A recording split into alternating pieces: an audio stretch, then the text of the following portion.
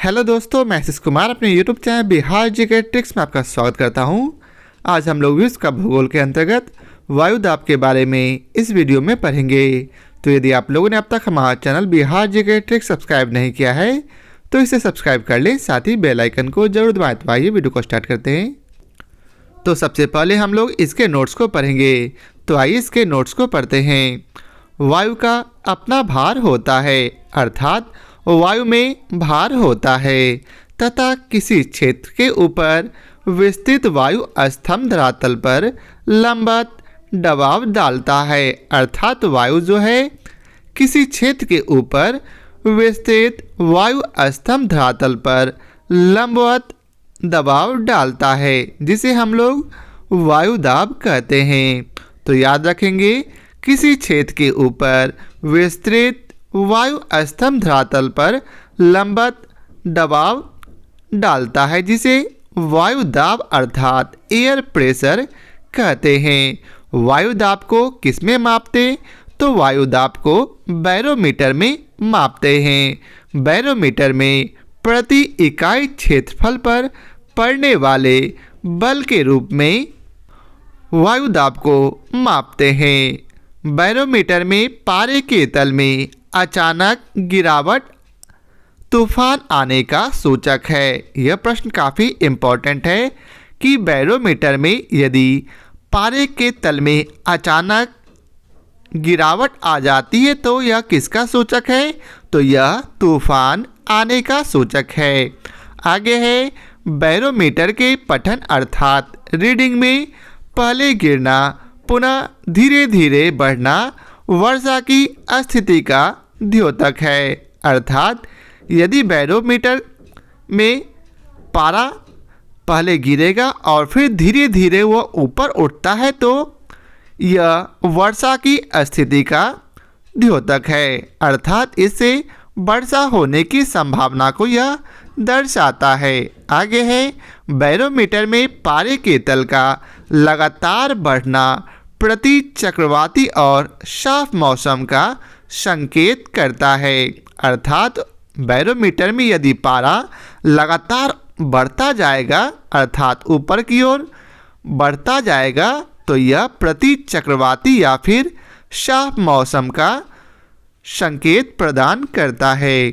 अब आगे है वायुमंडलीय दबाव के वितरण को समदाब रेखाओं के द्वारा दर्शाया जाता है। तो वायुमंडलीय दाब के वितरण को किसके द्वारा दर्शाया जाता? तो समदाब रेखाओं के द्वारा। समदाब रेखा जो कि एक काल्पनिक रेखा होती है जो समान वायु दाब वाले स्थानों को मिलाती है, अर्थात समदाब रेखा किसे कहते? तो वैसी काल्पनिक रेखा जो समान वायु दाब वाले स्थानों को मिलाती है उसे हम लोग समदाब रेखा कहते हैं। आगे है समदाब रेखाओं की परस्पर दूरियां वायु दाब में अंतर की दिशा और उसकी दर को दर्शाती है, जिसे दाब प्रवणता कहते हैं। तो दाब प्रवणता किसे कहते हैं? तो समदाब रेखाओं की जो परस्पर दूरियां होती है उसमें वायु दाब में अंतर की दिशा और फिर उसकी दर को दर्शाती है, जिसे हम लोग दाब प्रवणता कहते हैं। अब आगे है वायु दाब का क्षैतिज वितरण। तो आइए समझते हैं वायु दाब का क्षैतिज वितरण।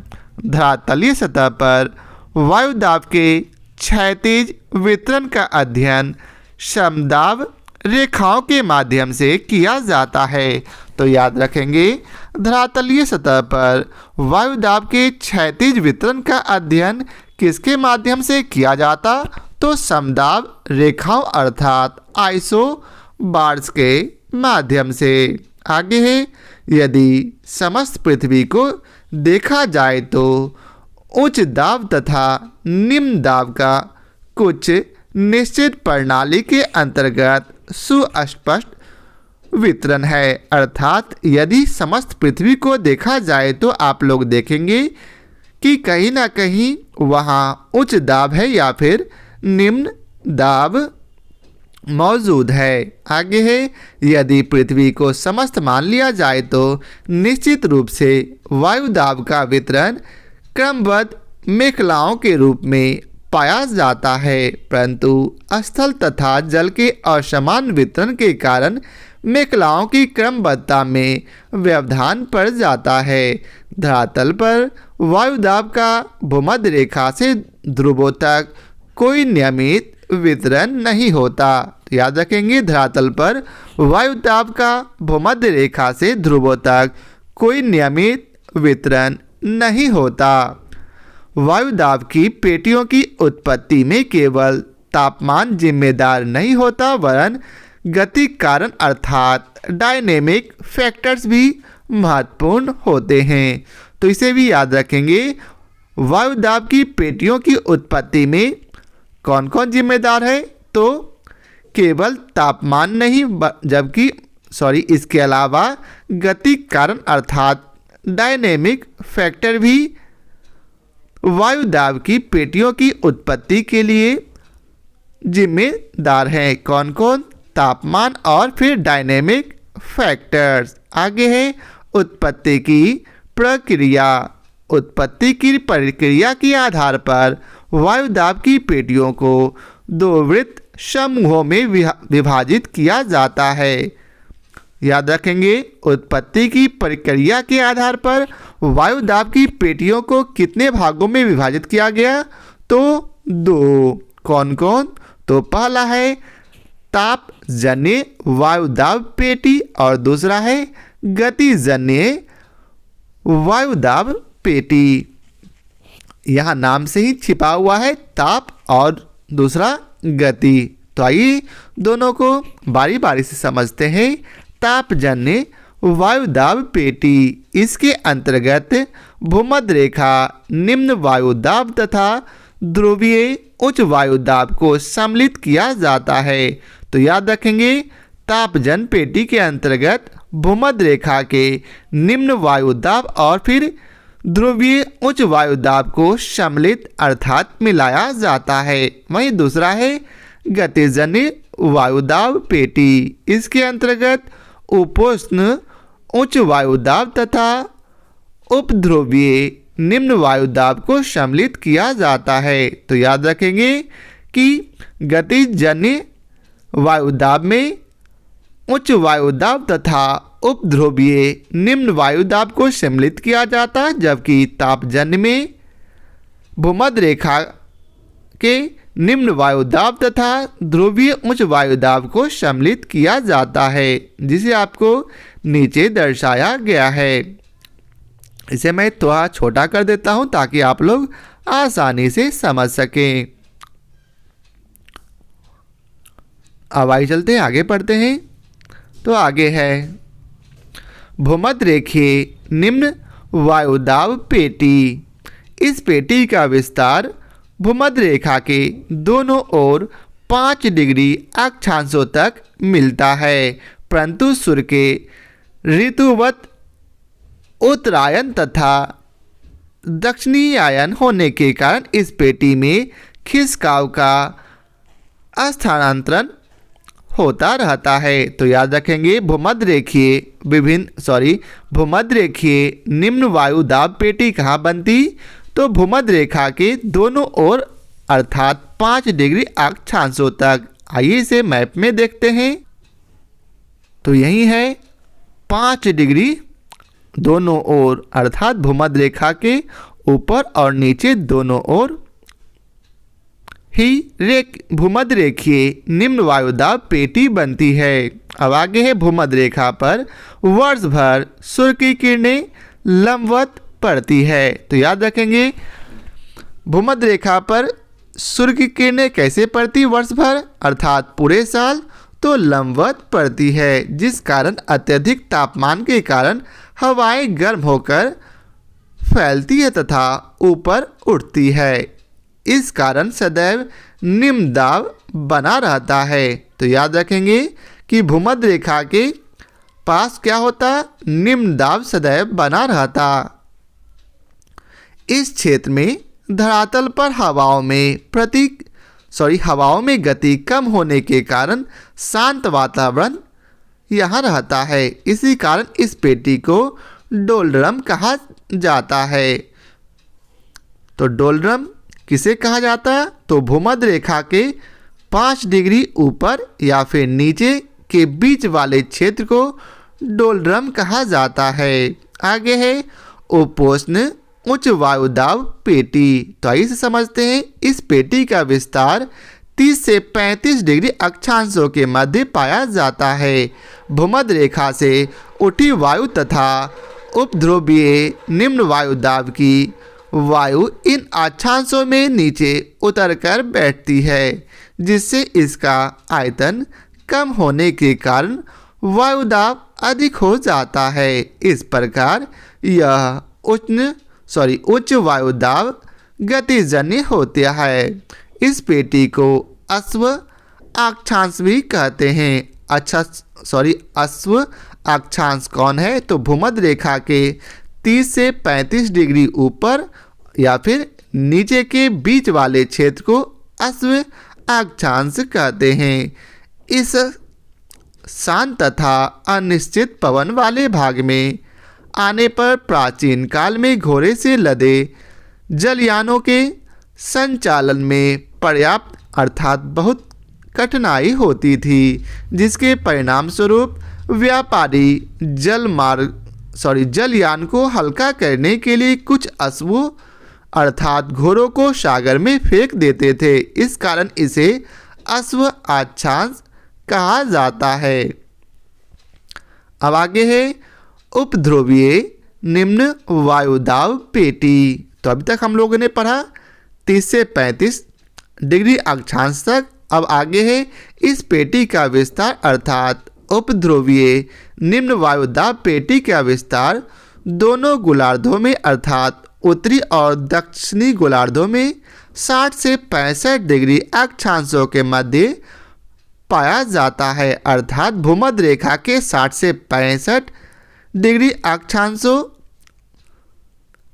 वाले क्षेत्र के अंतर्गत उपध्रुवीय निम्न वायुदाब पेटी मौजूद होता है। वस्तुतः पृथ्वी की घूर्णन गति के कारण इस अक्षांशों में वायु फैलकर अस्थानांतरित अर्थात एक जगह से दूसरे जगह आता जाता रहता है, जिस कारण गतिजन्य निम्न वायुदाब का आविर्भाव यहाँ मौजूद होता है। अब आगे है ध्रुवीय उच्च वायुदाब पेटी। ध्रुवों पर तथा समीपी क्षेत्रों में अत्यधिक निम्न ताप के कारण यहाँ वायुमंडल में ठंडी एवं भारी हवाएं धरातल पर उतरती है, जिसके परिणाम स्वरूप यहाँ उच्च वायुदाब का आविर्भाव होता है। अब आइए चलते इसके प्रश्न कोश को देखते हैं। तो पहला प्रश्न है कथन ए दोनों गोलार्धों के 60 से 65 डिग्री अक्षांशों के मध्य उच्च दाब की बजाय निम्न दाब पट्टियाँ होती है। कारण आर है निम्न दाब क्षेत्र भूमि पर नहीं बल्कि महासागरों पर अस्थायी होते हैं। तो इसका सही उत्तर है सी अर्थात ए सही है परंतु आर गलत है। दोनों गोलार्धों में 60 से 65 डिग्री अक्षांशों के मध्य उपध्रुवीय निम्न वायुदाब पेटी पाई जाती है, जहां वर्ष भर तापक्रम कम होने के बावजूद निम्न वायुदाब मिलता है। यद्यपि इस पेटी का तापक्रम से कोई संबंध नहीं है, अतः कथन ए सही है। निम्न दाब क्षेत्रों का विकास प्रायः स्थलीय भागों पर होता है, जबकि उच्च दाब क्षेत्र अधिकांशतः महासागरों में ही विकसित होते हैं, अतः कारण आर गलत है। अब अगला प्रश्न है निम्न अक्षांशों में से किसे आप हॉर्स अक्षांश से संबंध करेंगे? तो इसका उत्तर है 30 डिग्री। दोनों गोलार्धों में 30 से 35 डिग्री अक्षांशों के मध्य उच्च वायुदाब पाया जाता है। भूमध्य रेखा से उठी वायु तथा उपध्रुवीय निम्न वायुदाब की वायु इन अक्षांशों के में नीचे उतरकर बैठती है, जिससे इनका आयतन कम होने के कारण वायु दाब अधिक होता जाता है। इस प्रकार यह उच्च वायु दाब गतिजन्य होता है। इस पेटी को अश्व अक्षांश भी कहा जाता है। इस शांत तथा अनिश्चित पवन वाले भाग में आने पर प्राचीन काल में घोड़े से लदे जलयानों के संचालन में पर्याप्त कठिनाई होती थी, जिसके परिणाम स्वरूप व्यापारी जलयान को हल्का करने के लिए कुछ अश्वों अर्थात घोड़ों को सागर में फेंक देते थे। इस कारण इसे अश्व अक्षांश कहा जाने लगा। अब अगला प्रश्न है, निम्न कथनों पर विचार कीजिए। एक में बतलाया गया है सागरों के ऊपर लगभग 30 से 35 डिग्री उत्तर और दक्षिण अक्षांश पर विद्यमान दो कटिबंधों में से प्रत्येक हॉर्स अक्षांश कहलाता है। दूसरा हॉर्स अक्षांश निम्न दाब कटिबंध है। तो इसका सही उत्तर है, इसमें केवल एक सही है, जिसकी व्याख्या हम लोगों ने ऊपर के प्रश्न के व्याख्या में देख लिया था। अब अगला प्रश्न है, वायु दाब सबसे कम होता है कब? तो ग्रीष्म ऋतु में। धरातल पर वायुमंडलीय वायु दाब और तापमान के बीच परस्पर उल्टा संबंध होता है। अतः स्पष्ट है कि गर्मियों में तापमान सबसे अधिक होने के कारण वायु दाब सबसे कम होगा, परंतु ऊंचाई के साथ तापमान में गिरावट की तरह वायु दाब में भी गिरावट होती है। तो यह था आज के वीडियो का आखिरी प्रश्न। आशा करता हूँ आप लोगों को हमारा यह वीडियो पसंद आया हो। तो आज के लिए बहुत बहुत धन्यवाद।